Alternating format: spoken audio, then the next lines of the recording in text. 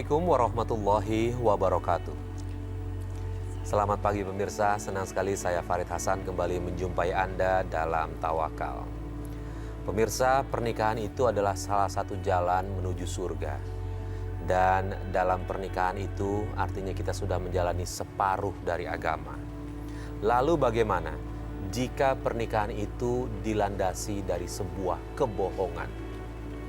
Dan saat ini sudah bersama kita narasumber yang akan bercerita mengenai pernikahannya dia yang dilandasi atas kebohongan, yakni Mbak Rani. Assalamualaikum Mbak Rani. Waalaikumsalam warahmatullahi wabarakatuh. Dan selain Mbak Rani di studio juga sudah hadir bersama kita Bapak Ustadz Muhammad Ziyad. Assalamualaikum Pak Ustadz. Waalaikumsalam warahmatullahi wabarakatuh. Terima kasih Pak Ustadz sudah Sama-sama, menyempatkan Ustadz. waktu di Tawakal. Alhamdulillah. Ya, dan langsung aja Pak Ustadz kita tanya Ya, Mbak Rani. Mbak Rani kan bercerita bahwa Mbak Rani ada masalah dengan pernikahannya dan tadi dibilang ada landasan kebohongan di balik itu.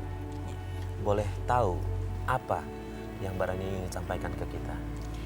Saya pernah menikah 2 kali dan saya pernah merasakan sakit hatinya karena saya dibilang pelakor. Saya nggak terima dibilang pelakor karena saya nggak pernah merasakan merebut suami orang. Di awal saya menikah, memang dia bercerita dia menduda. Saya mensetujuinya karena dia menduda. Tapi lama-kelamaan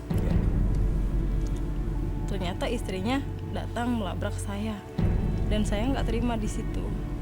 Oke, jadi gini, Mbak Rani dituduh pelakor, padahal Mbak Rani nggak tahu sama sekali kalau suami Mbak Rani ini sudah punya istri, Iya. begitu ya.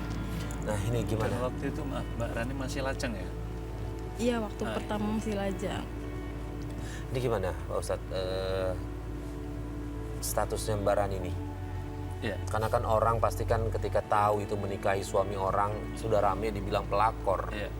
Ini gimana nih Pak Ustadz? Gini Mas Harid, kan Ya.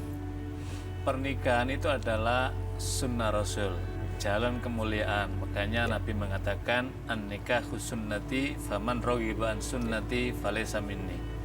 Pernikahan itu adalah sunnahku, maka siapa yang membenci sunnahku artinya tidak melaksanakan, tidak mengikutinya, maka bukan termasuk umat Nabi SAW.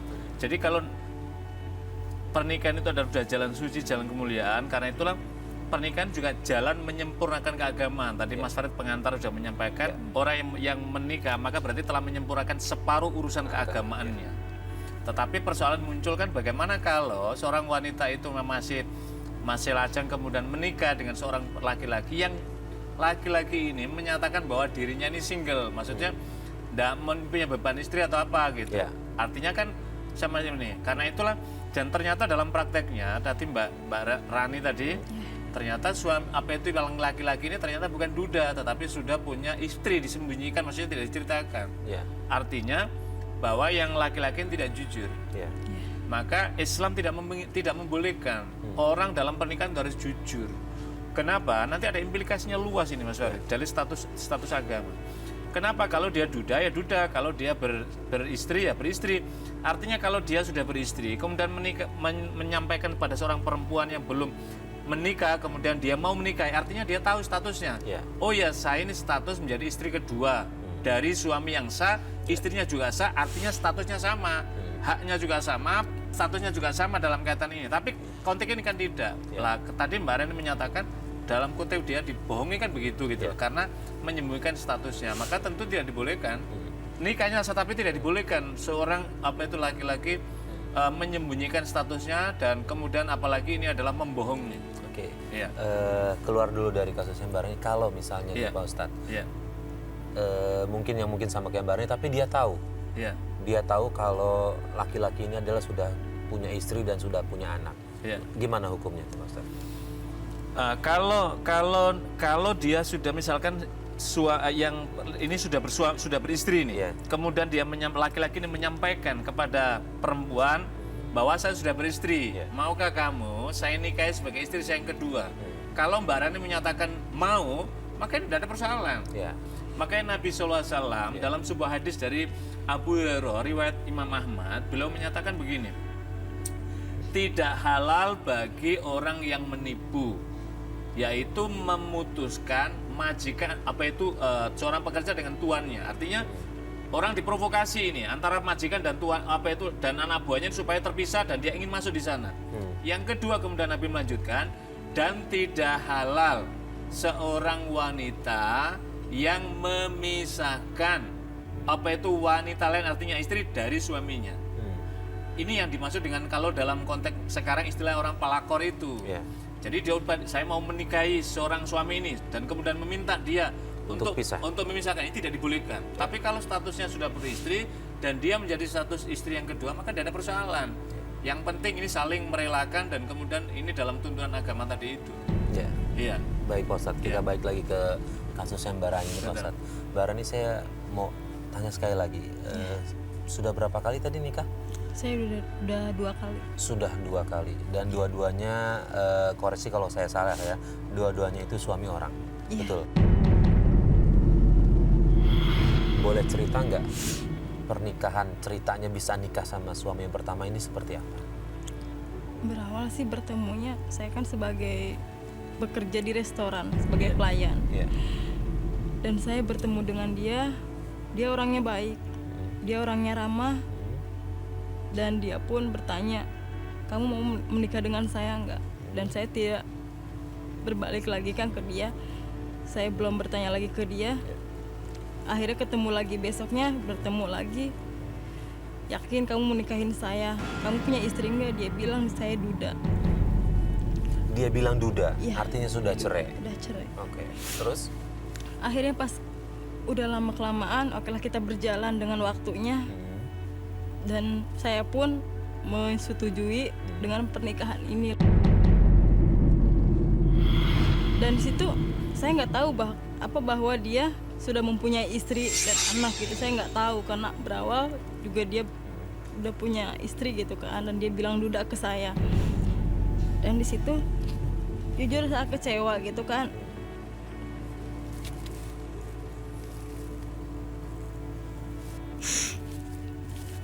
Dan saya nggak tahu mesti harus bilang apa lagi ke dia. Dan jujur saya sangat kecewa banget sama dia. Setelah tahu seperti itu, Mbak Rani memutuskan untuk pisah atau lanjut? Saya awalnya mau lanjut sama dia, tapi bukan karena mencintai, tapi karena dendam sama dia. Tahan dulu sampai situ, Mbak Mbak Rani Rani. punya anak sama dia ini. Aku punya Berapa tahun Mbak Rani menikah sama Bapak ini? 4 tahun. Oke, gini Pak Ustadz. Iya. Jadi kan kalau dalam agama Islam, poligami boleh ya. Boleh. Cuma kan banyak sebenarnya syaratnya, itu yang banyak orang nggak tahu. Memudahkan itu untuk bisa, yang penting asal berpoligami. Nah, kira-kira syaratnya apa aja ya Pak Ustadz ya? Poligami itu ada beberapa yang dijelaskan di Al-Quran. Jadi surat An-Nisa ayat 3, potongan ayat, Fa'in khiftum alla tuqsitu fil yatama, dan jika kamu takut tidak bisa berlaku adil maksudnya kepada anak-anak yatim itu, maka kemudian Al-Quran melanjutkan, fankihu ma taubalakum minan nisa'i masna wa thulatha wa ruba wa in khiftum alla ta'dilu fawahidatan. Dan nikahilah wanita-wanita yang baik itu 2 atau 3 atau 4. Jadi maksimal syarat poligami itu 4 wanita. Tapi ayat ini jangan dibaca sampai di sini. Harus dilanjutkan, fa'in hiftum, kalau Anda takut tidak bisa berlaku adil kalau menikah sampai 2 kemudian 3 sampai 4, maka Al-Quran memberikan konklusi fawahidatan, maka cukup 1 saja. Lah ada yang menarik dalam tafsir Al-Manarnya Muhammad Abdu, beliau menyatakan begini, sesungguhnya poligami itu memang dihalalkan, ada sunnahnya, tetapi ini emergency exit. Jalan keluar ketika sudah emergency, maka orang dibolehkan. Syaratnya apa? Adil ini. Para ulama memberikan berbeda pandangan tentang ini, tetapi secara umum jumhur ulama itu menjelaskan adil di sini adalah adil dalam hal material. Jadi misalkan kalau punya istri 2, yang sana misalkan taruhlah 1 hari 1 juta, 1 juta, ya sama adalah itu. Yang kedua ada adil dalam psikis, pelayanan batin, maksudnya kasih sayang. Nggak boleh kemudian disono saja di yang pertama, yang kedua nggak disamai, nggak boleh juga. Karena itulah kalau kita lihat dalam praktek Nabi itu kan, Nabi malam misalkan malam pertama ini bersama ini dan seterusnya. Lah suatu kesempatan Nabi bersama istri yang kemudian sudah berumur, ya Rasulullah, hari ini engkau bersamaku hari ini, tetapi aku mengikhlaskan waktuku biarlah engkau di rumah Aisyah. Itu maknanya adalah ada kerelaan di antara istri Nabi lah. Konteks yang diembarani tadi itu kan berbeda, tidak pada poligami tadi itu. Tetapi ada kebohongan menyembunyikan. Saya ingin mengulang lagi Mas Farid untuk menegaskan. Kenapa ini tidak dibolehkan dalam pernikahan ini menyembunyikan, apalagi orang sudah berkeluarga. Bisa dibayangkan kalau tadi suaminya Mbak Rani tadi itu menyembunyikan dia status duda padahal dia beristri, ada implikasi tadi yang saya jelaskan. Yang kedua, nanti kalau Mbak Rani punya anak perempuan, terus ternyata dia ini sudah beristri, sudah punya anak laki-laki, tanpa diketahui kemudian suatu saat kemudian kuliah, adik kelas kemudian jatuh cinta, menikah, ternyata menikahi adiknya sendiri. Wah, ini kan luar biasa nanti. Ini yang jadi bapaknya berdosa besar, ibunya dosa besar, anaknya dosa besar juga karena telah menikahi adiknya. Inilah yang tidak dibolehkan. Makanya Nabi menyatakan a'linu nikahakum.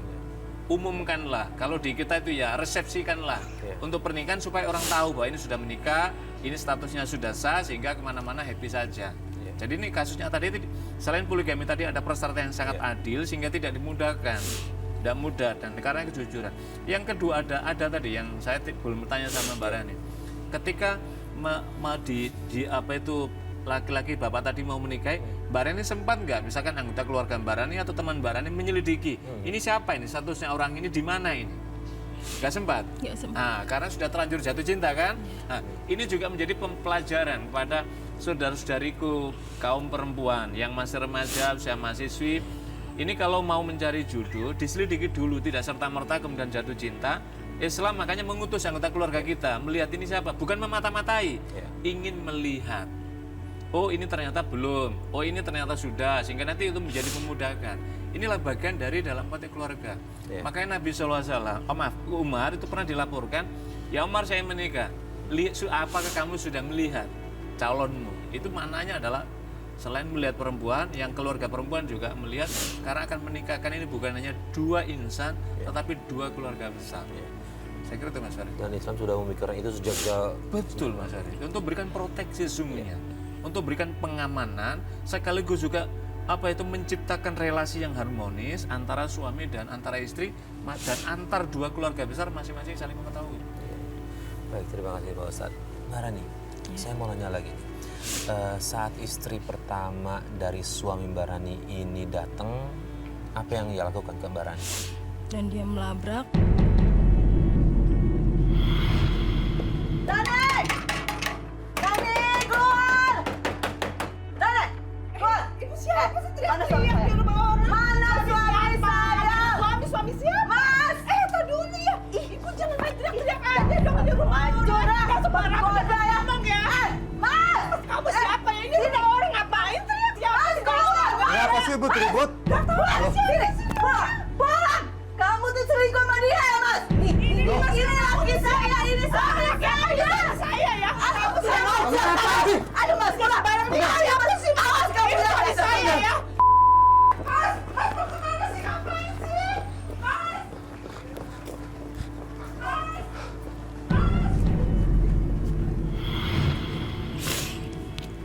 Entah kenapa dia selalu maki-maki saya.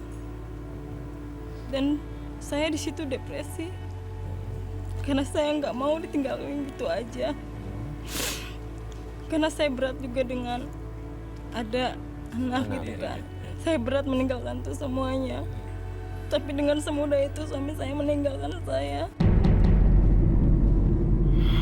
Mas mau kemana? Udah, lepasin ah! Mas mau pergi kemana? Gue mau balik ke istri gue sama anak-anak. Pergi dong, mau ninggalin aku. Iya! Gue gak mungkin korbanin mereka demi kamu. Mas tega ya Mas. Pokoknya kalau Mas mau pergi, aku mau. Mas. Silakan. Kalau mau sekalian. Mas kalau mau pergi aku bakal Mas.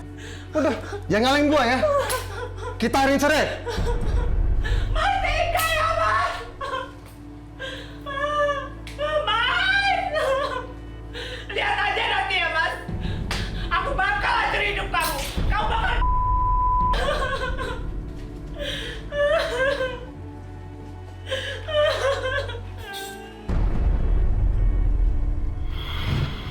Dan saya di situ depresi. Entah saya gila, entah saya apa. Hampir saya mau di depan dia, di depan suamiku sendiri. Karena saya nggak mau diperlakukan seperti pelakor. Karena saya bukan pelakor. Ya, kita paham, kita ngerti apa yang Mbak Rani rasakan. Karena dia berasa ditipu ketika dia mau terus jalanin hubungan rumah tangganya, tapi justru suaminya memilih kembali ke istri pertamanya. Yang bikin sakit hati adalah karena dia ditipu, itu aja sih. Bohong. Ya, dibohongin. Terus setelah ditinggal seperti itu, Mbak Rani memutuskan cerai. Dia yang meninggalkan saya dan dia menceraikan saya. Tapi saya tidak pernah menceraikan dia. Oke, artinya talak dari suami.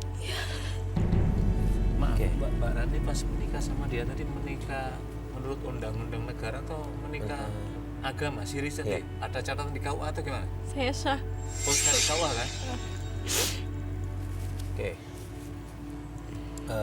Kemudian Mbak Rani berpisah ya. Iya, Cerai juga secara administratif udah cerai, resmi. sudah resmi. Di pengadilan udah putuskan Resmi, resmi. belum. Oh. Oke. Kemudian gini, Pak Ustadz, kalau kondisinya kayak begini, kita tahu cerai itu memang dibenci sama Allah ya. Kalau kondisinya kayak begini, nggak apa-apa cerai. Maksudnya dalam agama ini gimana? Iya. Jadi kata Rasulullah SAW begini, Rasulullah abghadul halali indallah at-talaq. Ya. Sesuatu amalan halal tetapi paling dibenci oleh Allah itu adalah talak. Bahkan di hadis saya menjelaskan ketika ada dua hamba Allah bertalak, bercerai, arus itu goyang. Itu maknanya bahwa sesungguhnya pernikahan itu suci, pernikahan itu mulia, jalan memudahkan orang menuju surganya Allah, maka harus dirawat karena tanggung jawabnya besar seorang suami.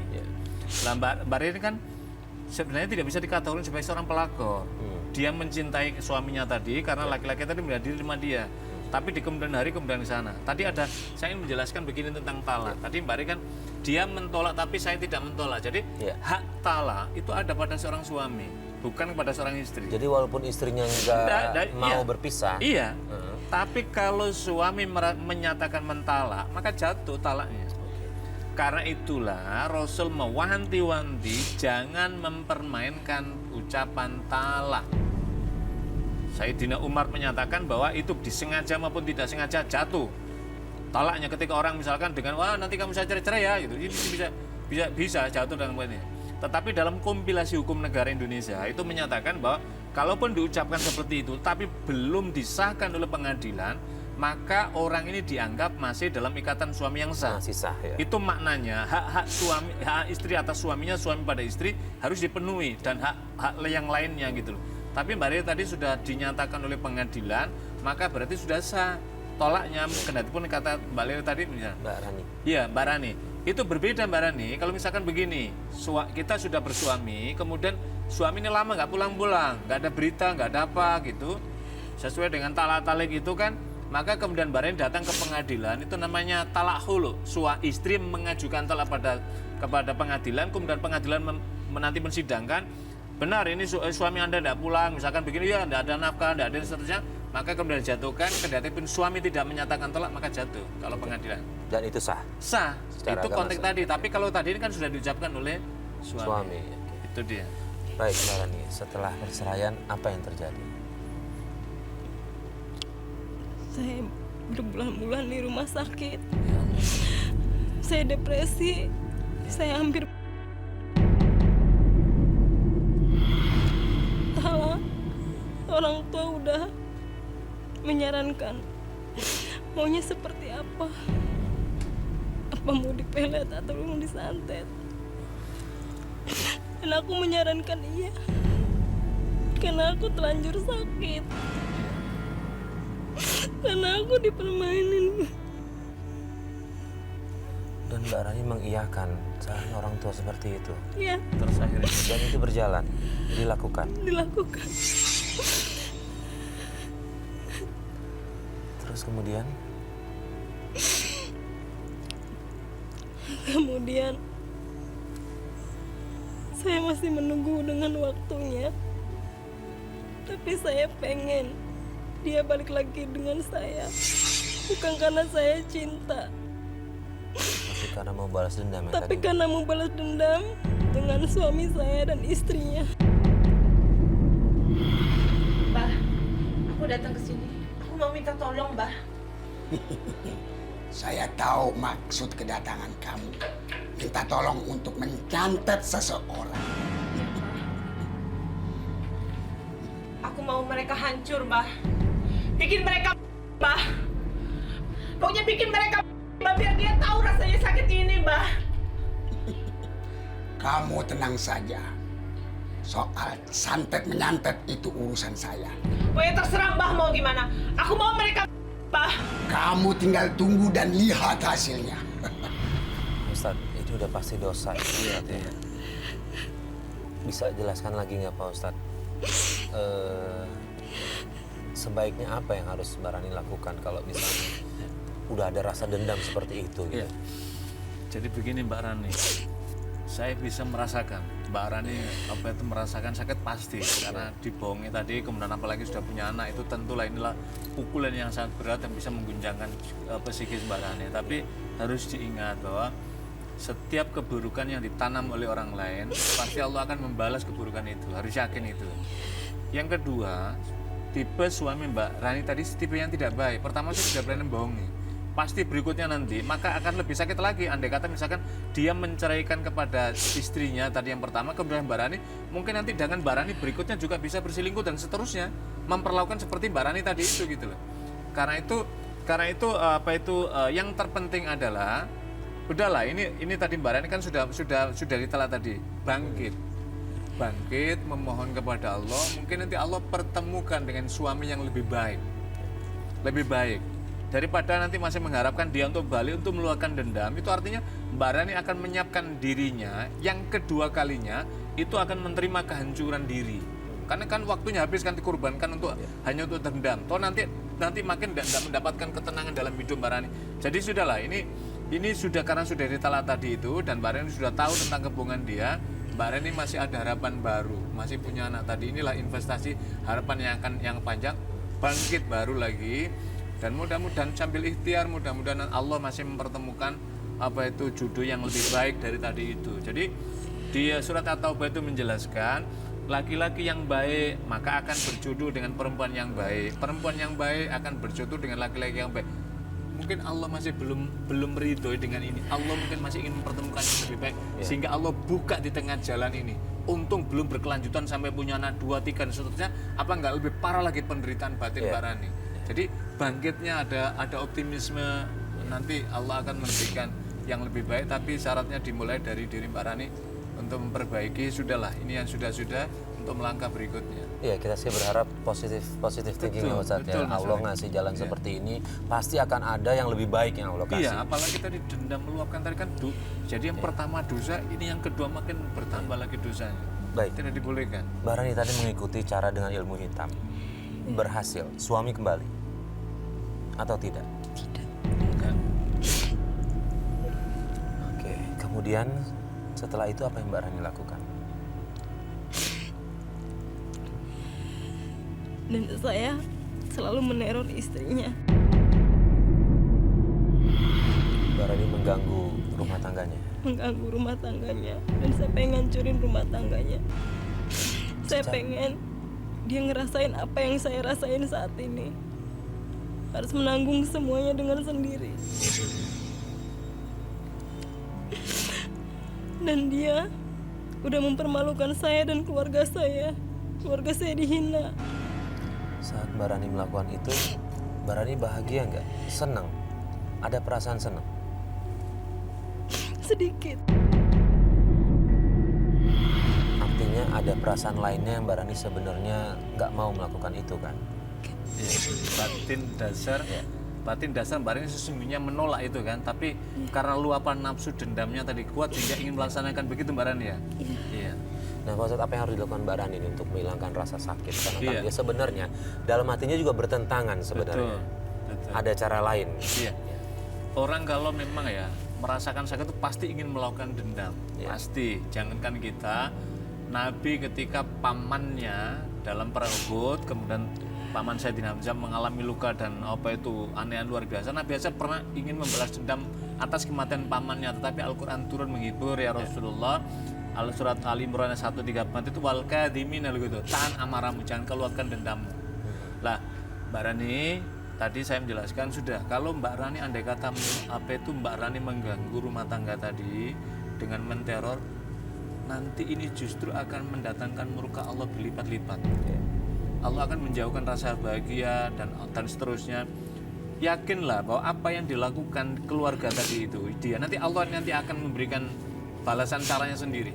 Allah akan keadilan, Allah akan berlaku tadi itu yang mungkin tidak dia tapi nanti dengan suami tadi itu. Lebih baik Mbak Rani membuka jalan baru, ingin menunjukkan bahwa saya bisa lebih bahagia, saya bisa menjadi yang lebih terhormat, bisa menjadi lebih baik, dan saya masih punya anak dari tadi itu. Maka dengan seperti itu saja nanti dia akan menderita juga menyaksikan jalan tadi itu. Jadi lebih baik memperbaiki diri Mbak Rani untuk membahagiakan Mbak Rani sendiri dan anaknya tadi, daripada meluapkan dendam tadi dan justru menghancurkan kehidupan Mbak Rani. Tadi kan masih ada secerca harapan dalam batinnya bahwa tidak tenang. Itu sesungguhnya potensi agama masih ada. Mbak Rani sesungguhnya jangan tapi luapan nafsu dendam tadi yang tinggi sehingga terkalahkan. Lah sekarang dibangkitkan potensi keagamaan dalam diri yang masih ada, ingin meraih bahagia, maka insya Allah. So, banyak kasus seperti Mbak Rani semacam ini, tapi membuka lembaran baru, Allah berikan jalan. Nah gini Pak Ustadz, ketika itu kan menghilangkan rasa sakit hati Pak Ustadz. Mbak Rani ini ternyata memang sudah 2 kali ditipu dengan hal yang sama. Artinya ada trauma di situ. Betul. Ketika Pak Ustadz bilang dia untuk membuka yang baru, mungkin agak berat nih. Nah, untuk mengatasi traumanya ini sendiri ini seperti apa Pak Ustadz untuk Mbak Rani? Untuk mengatasi trauma, saya kira harus banyak berdialog sama orang yang lebih ahli. Ahli itu bisa dalam mana psikolog, orang yang mengerti, atau ahli agama. Mungkin di tempat Mbak Rani asal, di dekatnya mungkin ada masjid Ustadz, ya mungkin kan banyak ustadzah yang perempuan itu bisa berkonsultasi, meminta arahan dan bimbingan. Nah ini nanti kalau diikuti, maka insya Allah nanti akan lega. Yang kedua memang kayak begini harus ada tempat curhat. Harus ada tempat curhat. Tempat curhatnya itu harus tempat curhat orang yang benar. Kalau tidak benar lagi maka akan terseret ke sana lagi. Gitu. Iya. Yang ketiga, tempat curhat yang paling baik itu adalah di tengah malam. Sholat tahajud, sana titik air mata, luapkan di sana, ceritakan semua pada Allah. Ketika sholat tentu bacaannya baca bacaan Arab yang sudah tuntunkan itu, tapi setelahnya berdoanya boleh bahasa Indonesia, boleh bahasa daerah sekalipun, Allah Maha tahu. Luapkan, minta dibimbing. Maka pada saat itu mungkin ada sedikit ketenangan, pelan-pelan terus pada akhirnya mungkin insya Allah Allah akan berikan jalan. Sama satu lagi Mas Arif, maaf Mbak Rani bisa baca Quran Sedikit. itu dibimbing. Al-Quran itu sesungguhnya sumber inspirasi kayak dialog kita. Nanti akan memandu dia, daya magnet bacaan ini akan membimbing pada kita, sekaligus juga tatmainul qulub, menenangkan hati kita. Jadi kalau batin itu tenang, Mbak Rani bisa bekerja dengan baik, Mbak Rani bisa mendidik anak dengan baik, maka insya Allah. Gimana Mbak Rani, ada yang mau disampaikan dari semua tausiah Pak Ustadz? Tidak ada, cukup. Mudah-mudahan apa yang disampaikan Pak Ustadz Ziyad, Mbak Rani bisa amalkan yang paling penting. Insya Allah Mbak Rani, insya Allah. Tadi juga Pak Ustadz pesan, Al-Quran tidak hanya dibaca, tapi coba diamalkan. Insya Allah Mbak Rani bisa kembali menjalani hidup dengan normal, dengan baik, bisa menemukan pasangan hidup. Insya Allah, insya Allah, insya Allah. Insya Allah. Saya banyak jalan. Terima kasih Mbak Rani udah berbagi kisah kita. Mudah-mudahan Allah memberikan jalan terbaik buat Mbak Rani ya. Terima kasih Pak Ustadz atas sama-sama Mas Farid. Mudah-mudahan juga ini bisa menjadi pelajaran bagi pemirsa di rumah. Amin. Jika memiliki kasus yang sama, intinya adalah hilangkan dendam. Betul. Berikan semua dengan kebaikan yang kita punya. Baik, terima kasih. Sama-sama. Dan pemirsa, sampai di sini Tawakal. Mudah-mudahan apa yang kita bahas hari ini bermanfaat bagi Anda semua di rumah. Akhir kata, saya Farid Hasan mundur diri. Wassalamualaikum warahmatullahi wabarakatuh.